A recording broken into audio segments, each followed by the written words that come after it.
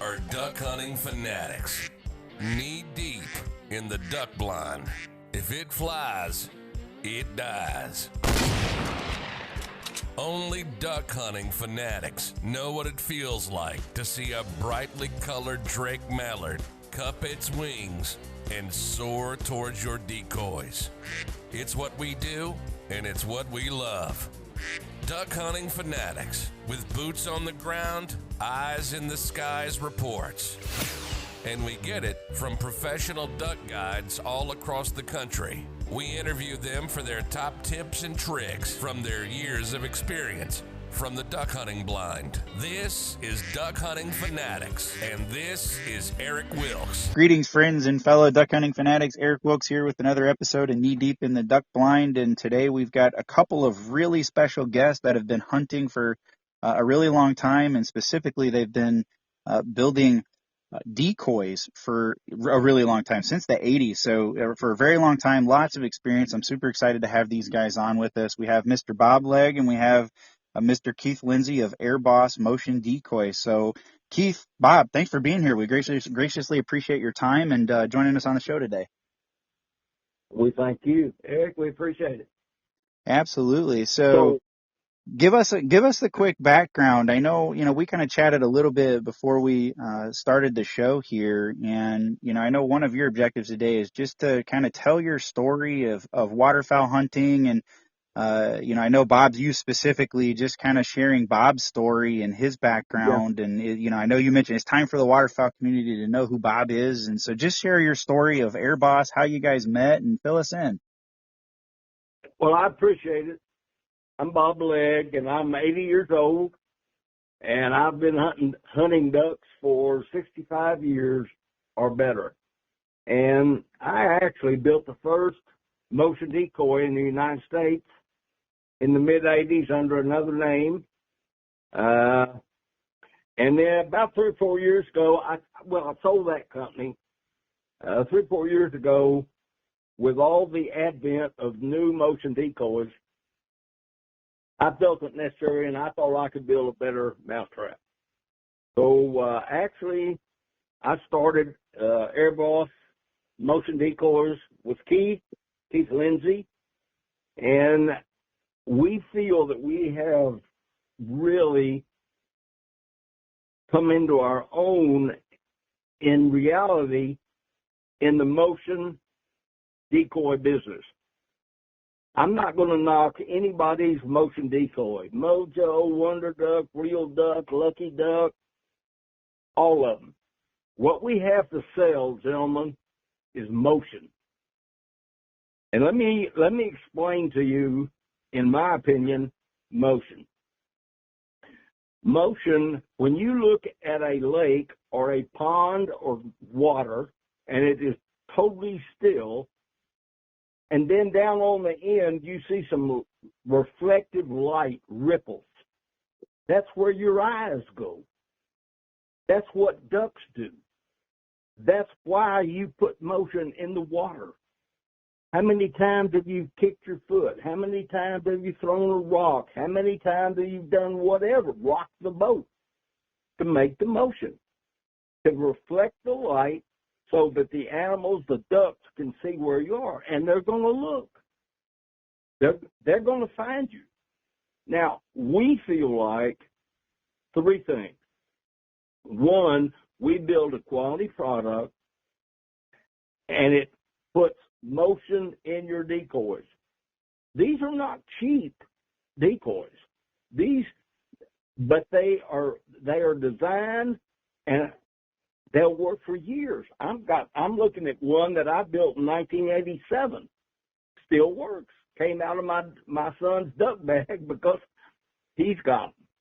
But the issue is, duck hunting is basically, in my opinion, kind of simple. It's a very rigorous sport, but it's relatively simple.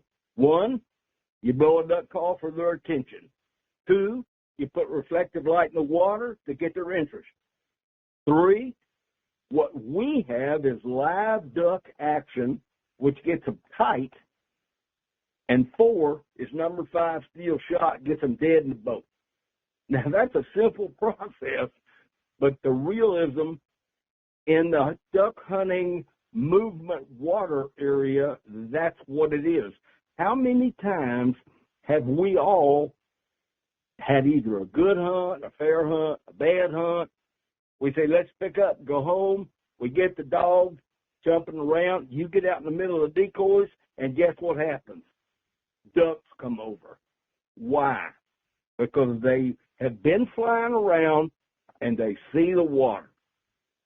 And that's what we are here and what we build. Keith, why don't you add to that? Well, my add to that is different. And it's different just because my 30-plus years of duck hunting is different than Bob's, which is different than everybody's got their own history and methods. I spent a lot of time in flooded timber. I spent a lot of time in small puddles and a lot of time in river and creek backwater. So the majority of my experience has been on smaller bodies of water with a lot of timber around it. And the lesson or the thing to take away from that is the water movement and the light refraction off the water movement is what works in flooded timber. And that's what we decided to try and perfect. Our products don't have flapping wings. We don't have metal poles that you have to carry in and set up. There's different setups for different applications. But again, my perspective is that duck hunting is hunting. Duck hunting is not shooting. And when you get in smaller bodies of concealed water, that's hunting. I'm not being negative about people that's got 8 or 10 people in a sunken blind over a rice field, a 300-acre rice field. That's I'm not against that. It's just that that's not my field of expertise. Okay. Well, one of the things. Are you still there, Eric? Yeah, we're listening. You keep going. Okay. Well, one of the things that we pride ourselves on, and everybody knows, it's a very rigorous sport. It takes a lot of equipment, takes a lot of energy to get it out there. And the simplicity of any type of device that can move water is good. Any device. Because that's going to help attract the birds at least come to see you. If it's a decoy or if you're you've got to be concealed. Everybody knows that. And you can't be moving. So put your decoys, whatever they are, put them out there, turn them on, and let them work. Because you got enough to do. Eric, I'm sorry, Bob. Go ahead, Bob. You have enough to do. You got to calm the dog. You got to look. You got to blow the duck call. There's 15 things going on through your mind. And when you get something that's got motion in it, all that does is add realism to a dead block of wood or plastic or whatever. And we do pride ourselves. Our decoys are built in the United States. Everything we do is the United States, U.S. made. We don't buy anything from China. I'm not knocking China. Hey, if they want to do it, that's fine. We don't. And so we feel like our advantage, or you give yourself an advantage when you can show animal movement, real live movement, which we developed, and it's proven, and our warranty is unsurpassed. We have a great warranty. I don't want to spend a lot of time talking about it here, but if it breaks, send it to us. We'll replace it. You tear it up, it's $25. If I send something wrong and we test every single one that goes out, you want it, we return it within 24 hours. Because during the hunting season is short. If you spent money on something and it doesn't work and you have to send it off and it's going to take you forever to get it back, what good did it do you? You wasted your money. Yeah, and during the hunting season that'll anger some guys too, right? So it's really important to have that turnaround quick. That's awesome to hear. I mean, 24 hours is pretty fast. All of our literature has our phone number on it and our email. And I promise you won't go 24 hours without something. I promise. That's my promise to the world. Until I fight. Now, if I sell 10 million of these, I'm probably lying, but I'm not going to be selling 10 million. Sure. You know. No, that makes sense. And I think a good quality warranty tied to a made in USA, product, I think goes a long way. Of course, we've all bought products from China. We all know how those materials typically, last and how they all come in, and especially the way the world is right now, right? If we could all boycott China, we certainly, I think most guys, especially in the outdoors that are, we're all gun owners, right? We're all loyal patriots. To hell with them. I'm with you. So, exactly. So most of us outdoors guys don't mind paying a little bit of a premium to get a fully made in the USA product, right? We're God and country first, so we don't have a problem paying a little bit of a premium for it, and it's awesome that it's all fully made in the USA. And I think what I like is the realism and the simplicity that you guys speak of. I would look at it, even just simplifying it even further, with a little bit of motion.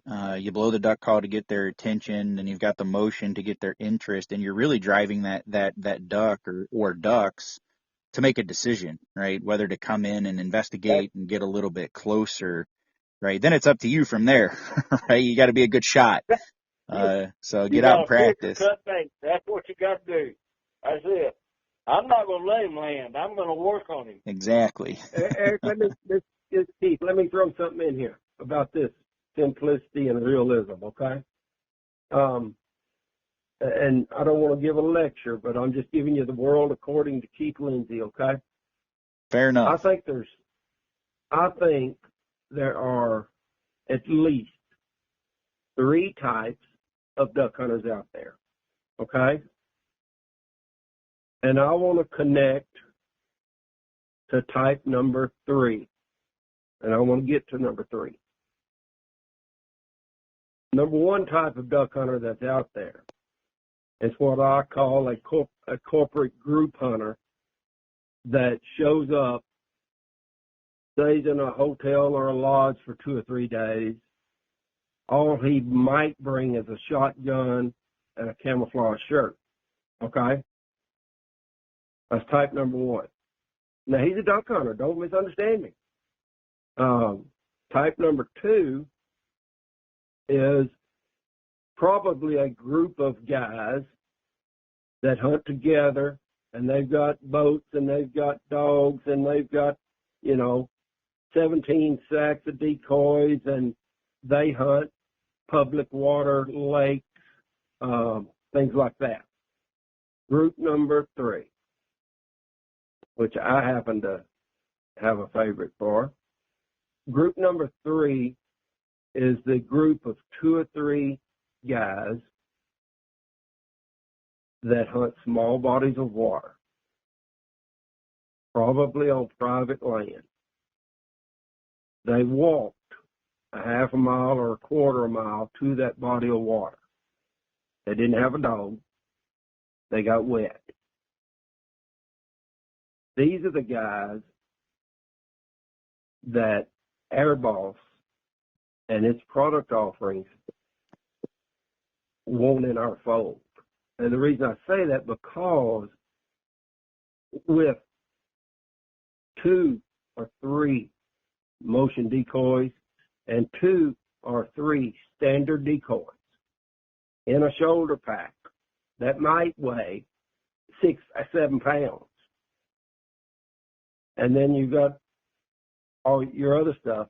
You're mobile, you can move, it's simple.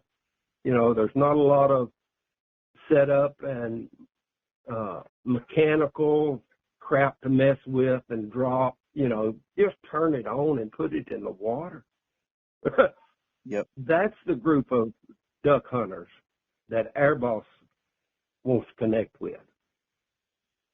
Yep. And I call them guys dedicated weekend warriors, because I'm one of them, right? I got a group of a couple guys that I go with, and we don't do these big elaborate setups. We're not out there at 3 o'clock in the morning because we got to set up 150 decoys or anything crazy like that, right?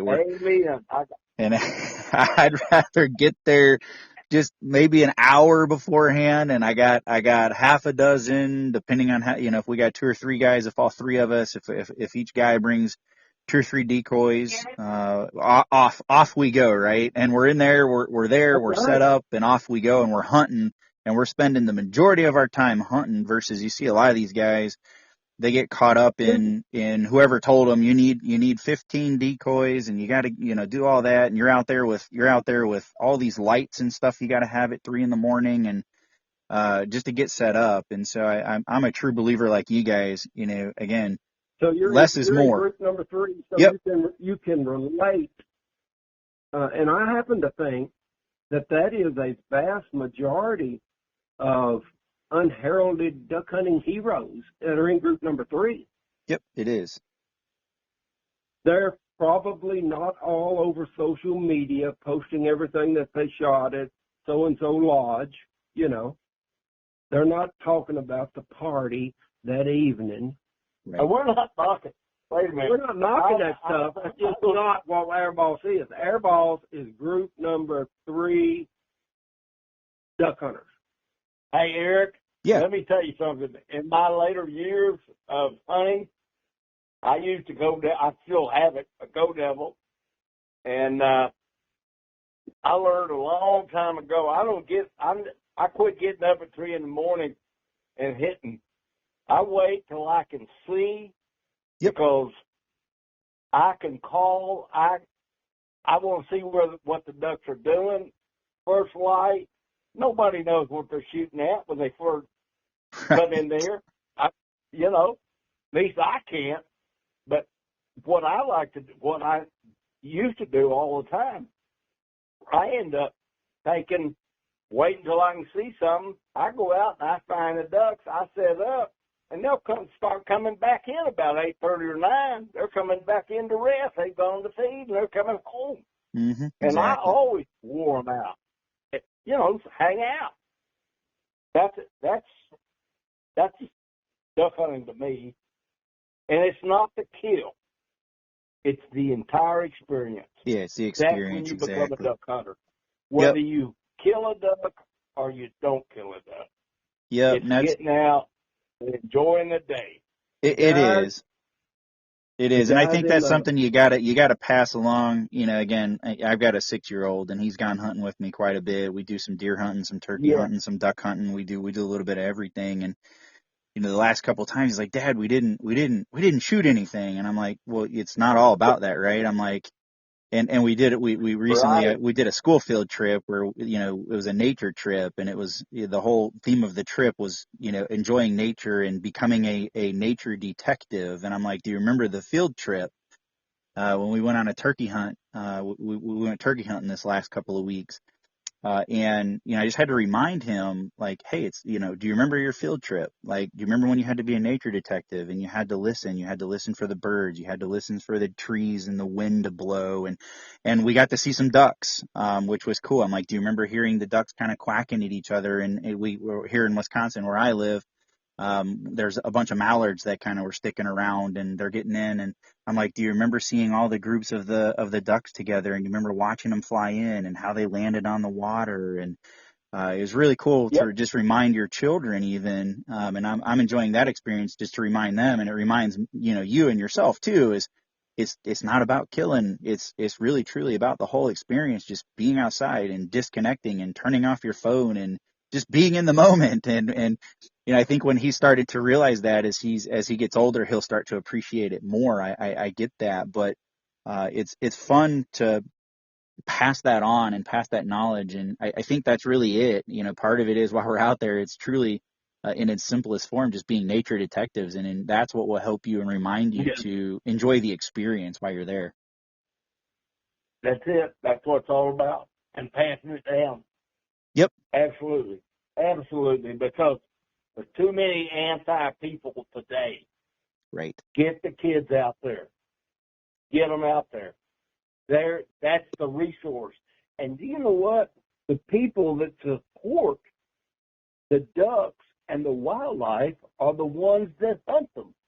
Yep. You think these do-gooders give any money? I don't Nope. think so. Oh, wow. That's a broad statement. That's a whole nother can of worms and a path we can go down and talk for hours about too, right? I probably shouldn't have said that. No, but I mean, to your point though, you're exactly right. Right? Again, the leading conservationists are hunters through license fees and Absolutely. through everything else that we buy and everything else that we're a part of. So, 100%, you're very accurate in that statement. Yes. One of the things, Eric, that I want your audience to, I guess, know, and hopefully they will appreciate it. They won't find the Air Boss line of products in Bass Pro Shops, and I'm not against Bass Pro Shops. They won't find them in Cabela's. They won't find them in Dick's. They won't find them in Sportsman's Warehouse. We are really trying to connect with the guys that shop local and they're regionally owned, privately owned sporting goods stores. Okay? We like keeping money local. We do sell on the internet at airbossmotiondecoys.com, but we also sell product in retail stores that are locally owned and locally operated. Okay, so, I hate to say this, but everybody knows it and everybody says it. If you go in some of your larger corporate stores these days, I challenge you to go find 20 items on the shelf. 20. 15 of the items you saw will say made in China on. Okay? That's the only reason. 100%. I think it might even be more than that, to be quite honest, or if at least, and how a lot of companies are disguising it now. And it pains me to say this, but how a lot of companies are disguising this now. It'll say somewhere in there, made in the USA, sourced from China. So a lot of guys are trying, a lot of companies are trying to disguise the fact that, again, they're still getting all of the parts from China. Exactly. In the USA. Exactly. Things like that. Based out of the USA. Or you could show up in Jacksonville, Texas, and walk into our place. And you can watch us make them, and you can just come on down. So as Hunter Group number 3 is looking for Air Boss products, they probably didn't go to Sportsman's Warehouse to shop to begin with. Right. Hunter Group number 3 is the group that's shopping local. That's the silent majority, you know, and that's just who we are. We're not all over social media, and we don't spend $1 million a year on advertising. We're after good, stand-up, honest group number 3 duck hunters. Now, I know this is a duck hunting station, and I love it because that's my passion. But I do want to mention that Air Boss Motion Decoys, we're working on several different projects. We're in the Duck motion decoy business. and deer, turkey, dove, and they're all done, but they're not on the market yet. It's motion. Any way you look at it, it's motion. Why do you think the game warden uses that robotic action? Exactly. Those people on the highway? It's the motion. It's the motion, Yeah. and it fools humans all the time. Yeah. And we get to watch it on TV. Yep. Yeah. So it's the motion. Yeah, it is. No, But exactly. anyway, we appreciate. We like if you want to call and talk about duck hunting. Hey, call us. We love it. Let's talk deer hunting here in about September. Yeah, we'll talk deer hunting in September, and then come around next February. We start talking turkey and Well, let me tell you something. We've got a turkey feeding moving decoy. If you didn't do any good 2 weeks ago, you might have done better. But it's not on the market yet. Yeah, Yep. I don't know when this podcast is coming out, but Air Boss Motion Decoys will have a booth at the Delta Waterfowl Convention in Little Rock on the 29th and 30th of July. Cool. So if anybody, is in that area and hears this podcast, by all means, stop in, give us that code, and we might even give you a little special discount if you know the code for coming by the booth. Yeah, well, that's awesome. Well, let's toss that code out so the guys know. So, just for the Duck Hunting Fanatics listeners, thanks again to Bob and Keith for being here with us. They've also agreed to give you guys a little bit of a discount. If you go out to Air Boss Decoys, if you go out to their website, that code is going to be airbossmotiondecoys.com is the website. So that's airbossmotiondecoys.com. And that coupon code is going to be DHF for Duck Hunting Fanatics, and then AB for Air Boss, and the number 10, 10. So DHF AB 10. That's DHF AB 10. And you guys will get a nice little discount. Just show them a little love. Show them that us Duck Hunting Fanatics are listening, and that we appreciate your guys' time for being here and just sharing some of your guys' experience. There is one other question I had, because and we didn't really get much into the topic. We've talked a lot about motion, but I think if I remember right, you guys have a decoy that does a little bit of tail movement. So why tail movement? You bet. We got the best on the market, in my view. The tail movement decoy is called the wagger. Okay. Wagger. Oh, I'm sorry. Which one? His butt or his tail? Well, you tell me. I just remember tail movement, and so I just wanted to ask why tail movement, because again, and again, I think a lot of our listeners, they're used to some motion decoys, but they're used to a waddle, or they're used to some other sort of motion, whether they're swimming, just something. But you guys have one specifically that does tail movement. So why tail? Why tail movement? The wagger, as in tail wagger, all right, is our product name.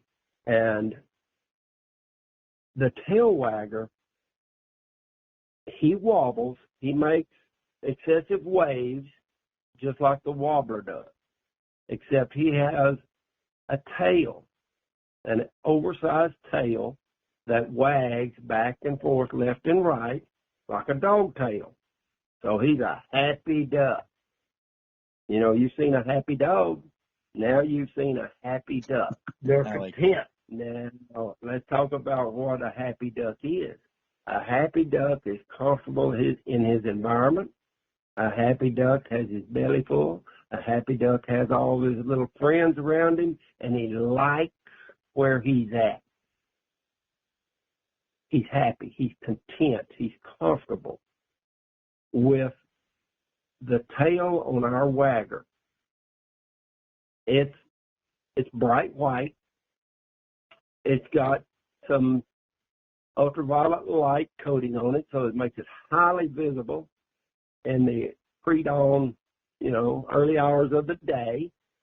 The light shades of gray and the sun, it's all different, the first 30, 40 minutes of the daytime. And that tail is specially coated with a special paint, bring out that visibility. And always remember that ducks are above you looking down, okay? As they're looking down, they can truly see that white tail moving left and right. That tells them, hey, let's go visit those boys. They're happy. That's our wagger. And he has tail movement. He's wagging like a dog.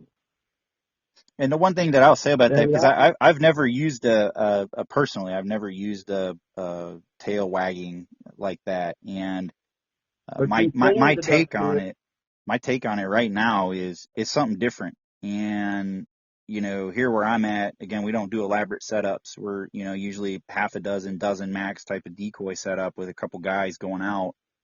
I definitely think that just having that in our arsenal, just to offer something different and give a little bit different view. And I think that's really important too. A happy duck, for those of you guys, as the season progresses, right, and these ducks get pressured, they get smart, they're very observant and skittish usually anyway. Just by presenting something a little bit different that gives the notion that, again, like you said, happy duck. They've got to come in and investigate, and at the very least come in and check out what the heck's going on and why these ducks look so happy. Yeah, he don't have to light on the water to present himself. He just needs to get within about 20 yards and call it good. Exactly. Exactly. Well, thanks for sharing that, because I think that's something new that for those of you guys maybe that are using traditional decoys. Even if you've used the motion decoy, for those of you that haven't, definitely check out the wagger here at Air Boss and give them a whirl and give these guys a little bit something different to look at as they're coming in on your decoy spreads. So thanks for sharing that. And just remember with, if a person had a wagger and a wader, the wader actually swims, he'll cover water on you. And 3 or 4 standard decoys. So he's got a total of 6 decoys. Put all that in one bag. It'll weigh 10 pounds. And he's mobile, agile, duck hunting machine. That's all he needs. And I think we have the product line for that type of hunter. Yep, I definitely would agree with that. So for those of you guys that are weekend warriors, definitely, again, I'm going to throw that code out one more time. It's DHFAB10 for Duck Hunting Fanatics, Air Boss, and then the number 10. Go out and check it out, airbossmotiondecoys.com. Get yourself a decoy set up. Maybe try something a little bit different. If you're a guy that usually hunts with a dozen or 2 dozen decoys, try reducing the amount of decoys that you're taking out. I promise you, it makes hunting a lot more fun too. You don't have to spend an hour setting stuff up. You can just get out there and in 10 minutes you're hunting. That to me, that makes it fun. So again, Keith, Bob, I want to thank both of you again once again for being here today. We definitely appreciate you guys, and we look forward to continuing the conversation and having you guys on some future episodes. And hopefully, for those of you that are our listeners, found some value and maybe got some tips out of this, maybe some new tactics or strategies. If nothing else, you've got some new decoys that you can go out and check out and add into your arsenal. I also want to personally thank our listeners again, because without you guys, we wouldn't, be able to keep doing these shows. We definitely appreciate you guys tuning in and listening. So, Bob, Keith, once again, one last time, want to thank you guys for being here. It's great, Eric. Appreciate you. Awesome. All right, guys, we're signing off. Everybody have a great day. We'll see you on the next episode of Knee Deep in the Duck Blind. Go ahead. We want to listen. How do we get to listen to this? Yeah, we will. Yeah. So what we'll do, guys, we'll edit this, and then it'll probably be out in the next 2 weeks. It should be out in like the next 2 weeks. We're usually on a 2-week rotating schedule. So the other Eric will get in touch with you guys once we get it edited, and then get it out live. We'll send you a link so you guys can actually go out and listen to it and download it yourselves and all that stuff too. That way, you guys got access to it. We give everybody access to it, so for sure. Yeah, we would like to listen to ourselves babble, Yeah, it's funny how we all think we babble, and then when you listen to it, they usually turn out really good. So yeah, that's true. I could babble about hunting all day, every day. I think if and I look forward to doing more of these as we keep growing. All right, buddy. So, thank you. Well, cool, guys. I definitely appreciate it. Thanks for putting that all together. Like I said, once we get it edited, the other Eric, he'll send you guys out a link right out to it, and you guys can go listen to it yourselves. Excellent. So cool. Well, we'll be in touch, guys. If you guys are open to it, definitely want to keep in contact with you guys, get you on another episode. I mean, obviously, we just touched on, just a small set of topics. I mean, there's a million things we can talk about in terms of duck hunting and strategies and tactics and different areas to hunt and what to look for. And we didn't even get into talking about scouting or any of that. So, I mean, I think you guys with your experience, 65 years, and Keith, I'm not sure how long. I think I wrote down 30 plus years of hunting. I mean, that's 95 years combined experience. So I know you guys have a lot more to offer in terms of knowledge and experience for sure. I'm doing a little quick math here. 48 years. There you go. Goodness. So over 100 years combined. Yep. Good deal. Yeah, that is awesome. So I wrote that down. So yeah, over 100 years. So would love to have you guys on another episode.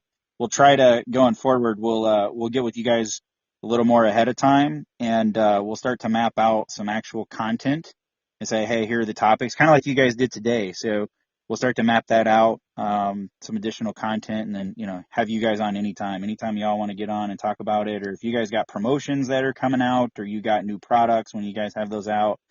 Happy to have you guys on, and we can talk about those and just talk about different strategies and tactics. Thank you. Cool. Thank you, man.